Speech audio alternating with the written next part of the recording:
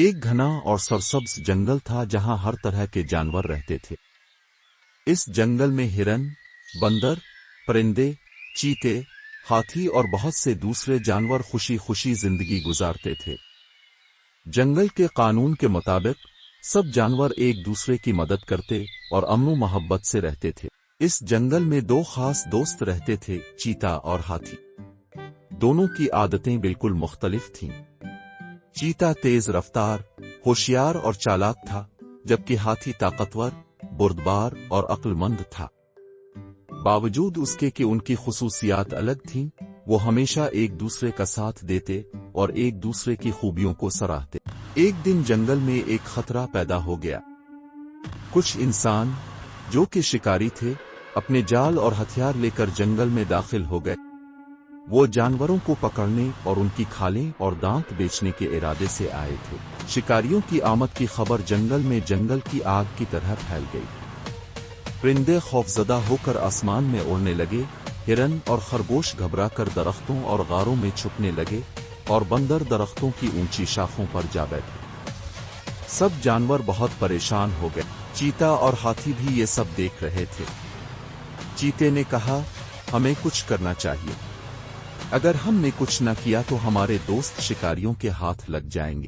ہاتھی نے گہری سانس لی اور کہا، تم تیزی سے پورے جنگل میں دوڑ کر سب جانوروں کو خبردار کرو، اور میں اپنی طاقت سے شکاریوں کو روکنے کی کوشش کرتا ہوں۔ چیتا بجلی کی طرح تیزی سے دوڑنے لگا۔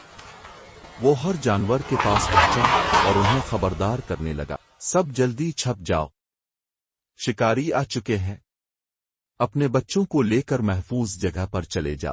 ہرن، خرگوش، بندر اور دوسرے جانور فوراً درختوں اور جھاڑیوں میں چھپنے لگے۔ دوسری طرف ہاتھی نے اپنی طاقت کا استعمال کرنا شروع کر دیا۔ ہاتھی نے شکاریوں کے راستے میں بڑے بڑے درخت گرا دیے تاکہ وہ آسانی سے جنگل کے اندر نہ آ سکیں۔ جب شکاریوں نے آگے بڑھنے کی کوشش کی تو ہاتھی نے زور سے چنگھاڑ ماری، جس سے پورا جنگل گونج اٹھا۔ شکاری ایک لمحے کے لیے ڈر گئے، مگر پھر انہوں نے اپنے جال پھینکنا شروع کر دیے۔ چیتا یہ سب دیکھ رہا تھا۔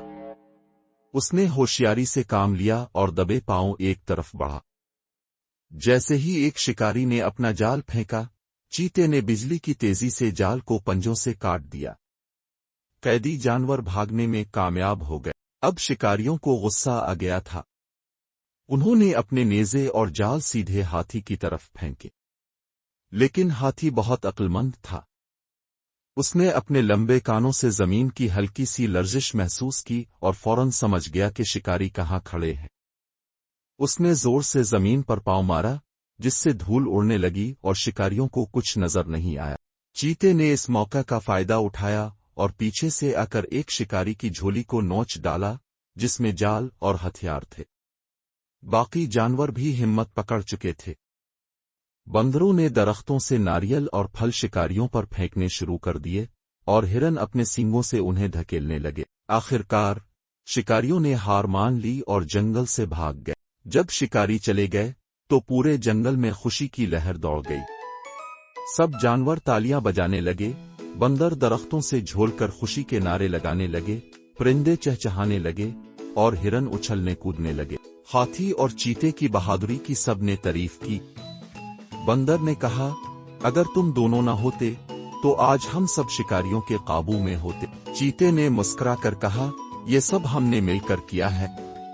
اگر سب جانور ایک دوسرے کی مدد کریں تو کوئی بھی دشمن ہمیں نقصان نہیں پہنچا سکتا۔ ہاتھی نے اس بات میں سر ہلاتے ہوئے کہا، ہم سب کو مل کر جنگل کو محفوظ بنانا ہے۔ یاد رکھو، اتحاد میں طاقت ہے۔ سب جانور خوش ہو گئے اور جنگل میں زندگی دوبارہ خوشگوار ہو گئی۔